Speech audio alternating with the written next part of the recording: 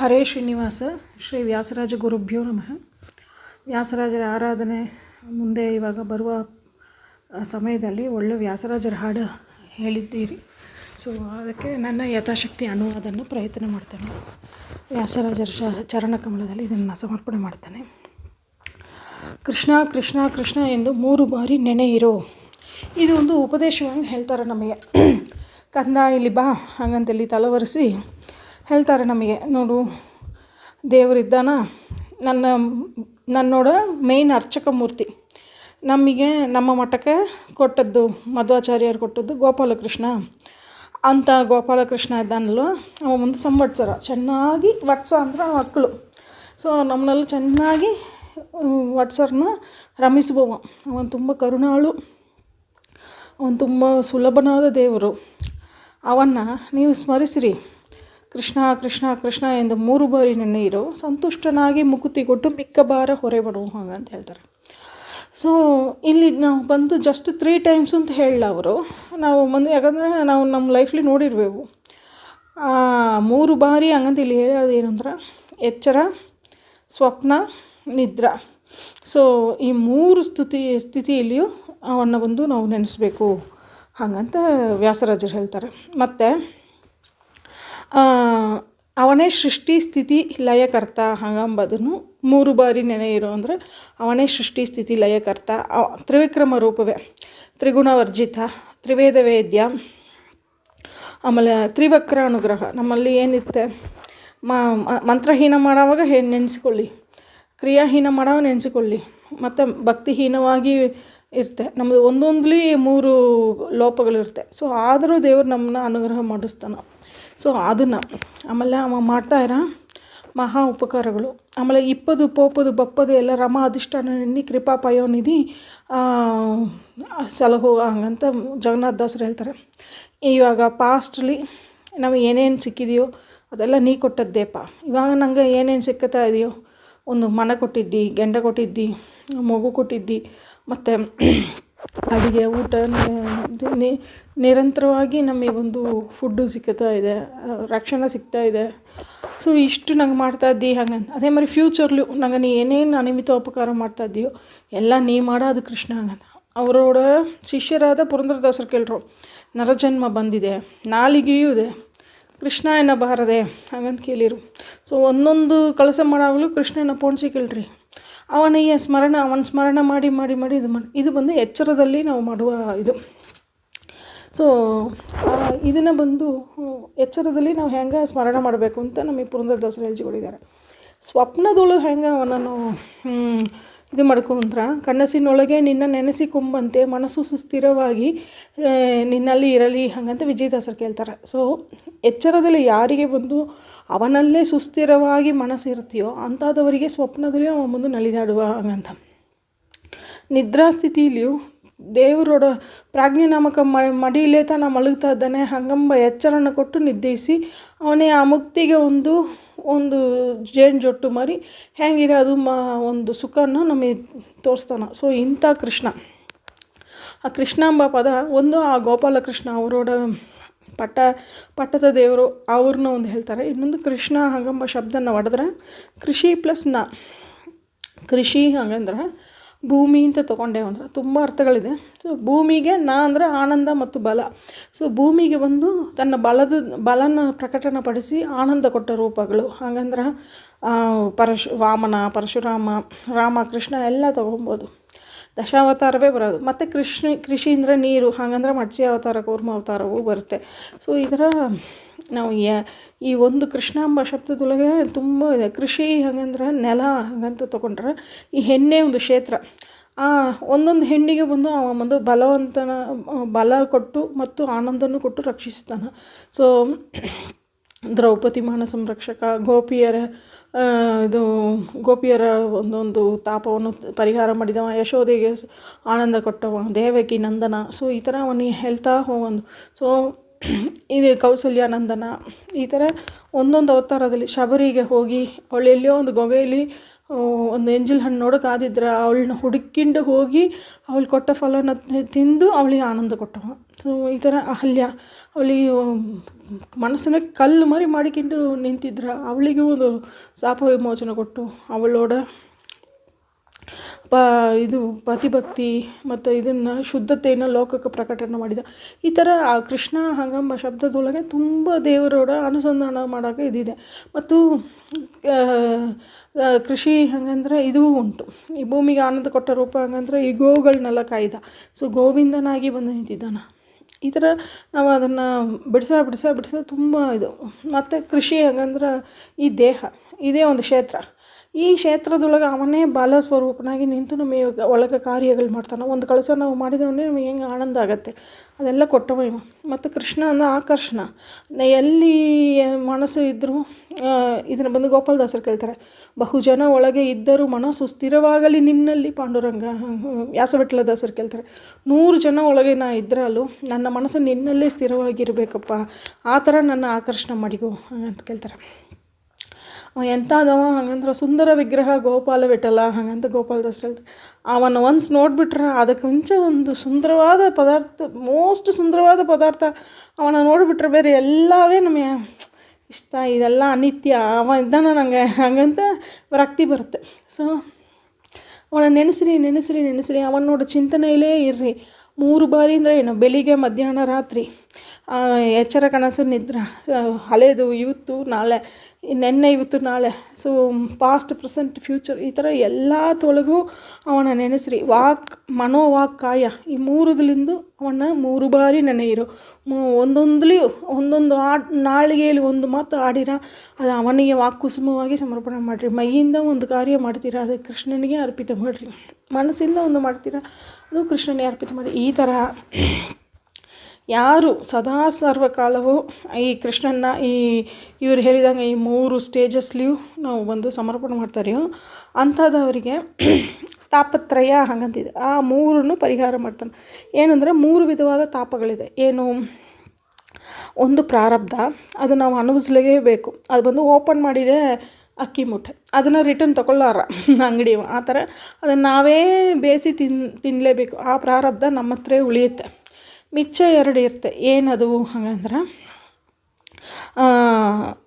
ಇದು ಏನದು ಆಗಾಮಿ, ಆಮೇಲೆ ಮತ್ತು ಇದು ನಾವು ಮಾಡಿದ ಮಿಚ್ಚ 2 ಒಂದು ಆಗಾಮಿ ಕರ್ಮ, ಆಮೇಲೆ ಸಂಚಿತ ಕರ್ಮ. ಕರೆಕ್ಟ್.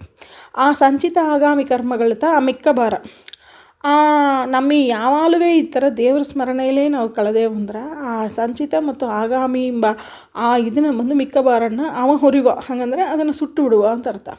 ಅದು ನಂದು ಜವಾಬ್ದಾರಿ, ನೀ ಹೊರಿಬೇಕಾದಿಲ್ಲ, ಅದನ್ನು ನಾನು ನೋಡಿಕ್ಕಿಂತಾನೆ ಹಾಗಂತೇಳಿ ಬಿಟ್ಬಿಟ್ಟು ಈ ಪ್ರಾರಬ್ಧ ಕಲಿಯೋವರಿಗೆ ನಾವು ಹುಟ್ಟಿದ್ರೆ ಸಾಕು. ಇವಾಗ ಸಿಲ ಜೀವರಿಗೆ ಸುಖ ಪ್ರಾರಬ್ಧ ಇರುತ್ತೆ. ಸೊ ಅಂಥದ್ದವ್ರತ ನಮ್ಮ ಈ ಶ್ರೀಪಾದರಾಜರು, ವ್ಯಾಸರಾಜರು ಅವರೆಲ್ಲ ಮತ್ತೆ ಹುಟ್ಟುತ್ತಾರೆ. ಯಾಕಂದರೆ ಎಲ್ಲರಿಗೂ ಬಂದು ಒಳ್ಳೆದನ್ನು ಹೇಳ್ಚಿಕೊಟ್ಟು ಒಂದು ಗುರು ಸ್ಥಾನದಲ್ಲಿ ನಿಂತು ಹರಿಮಂತ್ರನ ಉಪದೇಶ ಮಾಡಿ ಅವ್ರು ಎಲ್ಲರನ್ನೂ ಸನ್ಮಾರ್ಗಕ್ಕೆ ಕರ್ಕೊಂಡು ಹೋಗೋ ಒಂದು ಇದು ಜವಾಬ್ದಾರಿ ಇದೆ ಅವ್ರಿಗೆ. ಅದರಿಂದ ಆ ಸುಖ ಪ್ರಾರಬ್ಧಕ್ಕೆ ಹುಟ್ಟಿ ದೇವರೋಡ ಇದರಲ್ಲೇ ಸುಖದಲ್ಲೇ ನಾಮನ್ನು ಅಗಿಯುವ ಆ ಸುಖದಲ್ಲೇ ಇದ್ದು ಆಮೇಲೆ ದೇವ್ರ ಹತ್ರವೇ ಹೋಗಿ ಸೇರ್ತಾರೆ. ಅವರು ಅಂಥದ್ದವ್ರಿಗೆ ನಮಗೆ ಒಂದು ಮಾರ್ಗದರ್ಶನರು ಬೇಕು ಎಂಬಕ್ಕೋಸ್ಕರವೇ ಈ ಓಪನ್ ಮಾಡಿರೋ ಈ ಪ್ರಾರಬ್ಧನ ದೇವರು ಇದು ಮಾಡಲ್ಲ. ಎಲ್ಲರೂ ತಕ್ಷಣ ಹಾಗೆ ವೈಕುಂಠಕ್ಕೆ ಹೊಯ್ಟ್ರೆ ಮುಂದೆ ಬರೋವರಿಗೆ ಯಾರೂ ಮಾರ್ಗದರ್ಶನ ಇರೋಲ್ಲ.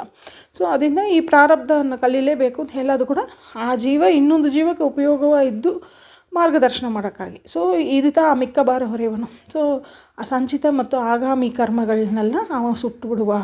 ಅದಕ್ಕೆ ಏನು ಬೇಕು, ಮುಖ್ಯವಾಗಿ ನಾವು ಯಾವಾಗಲೂ ಹರಿಸ್ಮರಣೆ, ಕೃಷ್ಣ ಸ್ಮರಣೆಯಲ್ಲೇ ಇರಬೇಕು ಹಾಗಂತಾರೆ. ಸೊ ಸಕಲ ವೇದ ಶಾಸ್ತ್ರವನ್ನು ಪಠಿಸಿ ಸಾರವನ್ನು ತಿಳಿದರೇನು, ಮಕರ ಕುಂಟಲ ಧಾರಣ ನಾಮಕ್ಕೆ ಸಾಟಿ ಇಲ್ಲವೋ ಹಾಗಂತ. ದೇವರ ನಾಮಕ್ಕೆ ಬಂದುಬಿಟ್ಟು ಸರಿಯಾದ ಒಂದು ದೇವ್ರ ನಾಮನ ಸದಾ ಹೇಳ್ತಾ ಇರೋದು ಮಹಾಯಜ್ಞಗಳಿಗೆ ಸಮಾನ.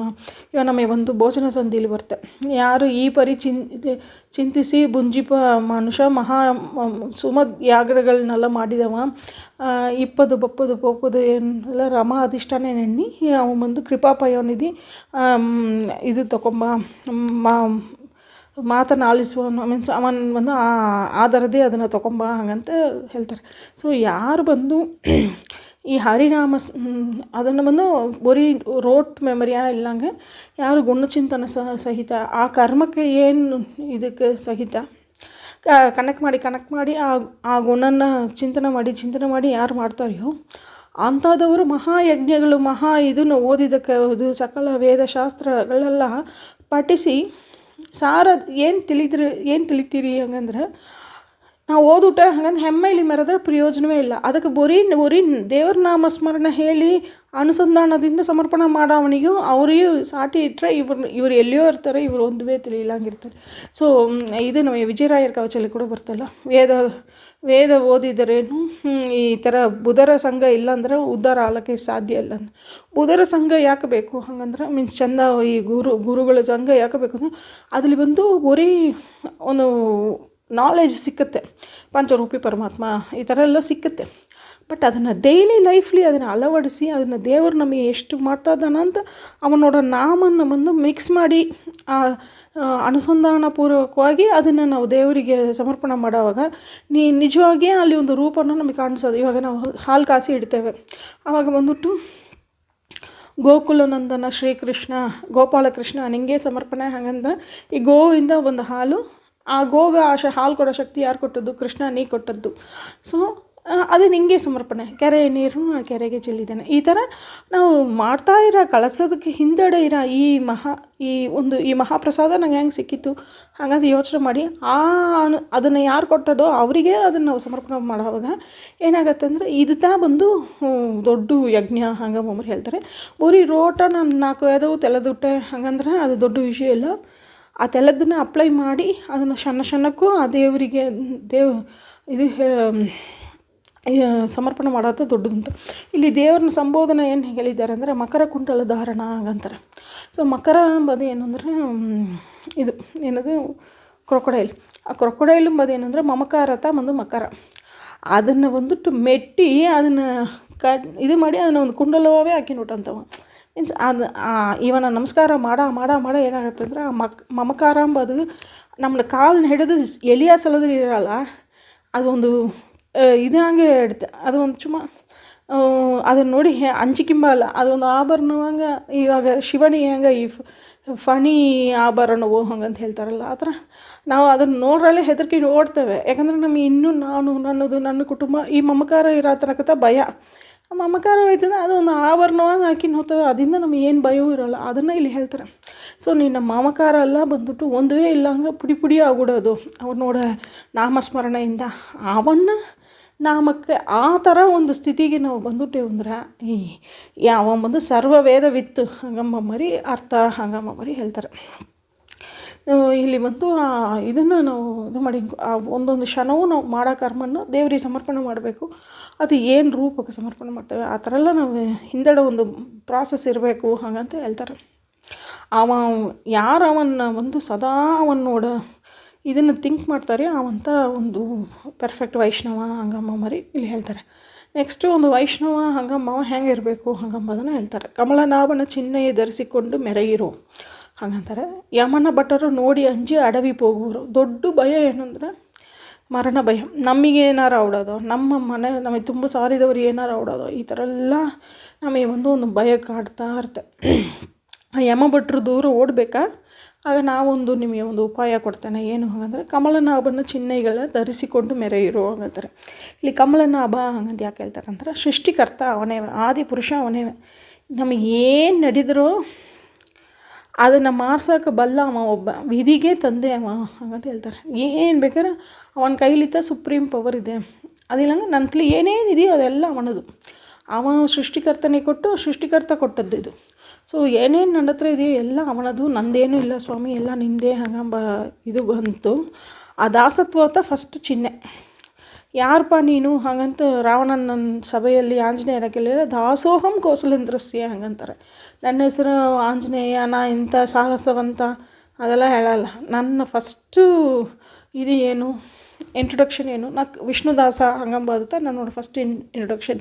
ಸೊ ಅದನ್ನು ಫಸ್ಟು ಹೇಳ್ರಿ ಹಾಗಂತಾರೆ. ಸೊ ಅದಕ್ಕೆ ಏನು ಬೇಕು ನಮಗೆ, ಅವನ ಚಿಹ್ನೆಗಳು ಏನು, ಊರ್ಧ್ವ ಪುಂಡ್ರ, ಶಂಖ ಚಕ್ರ ಗದ ಪದ್ಮಗಳು ಇದನ್ನೆಲ್ಲ ಧರಿಸಿಕೊಂಡು ಮೆರೆಯಿರೋ ಹಾಗಂತಾರೆ. ಮತ್ತು ಇದು ಬಂದು ಎಕ್ಸ್ಟರ್ನಲ್ಲ ಆಯಿತಾ, ಇದೇ ಸಾಕಾ ಹಂಗಂದ್ರೆ ಇಲ್ಲ, ಇಂಟರ್ನಲ್ ಆಗೂ ನಾವು ಬಂದು ವೈಷ್ಣವನಾಗಿರಬೇಕು.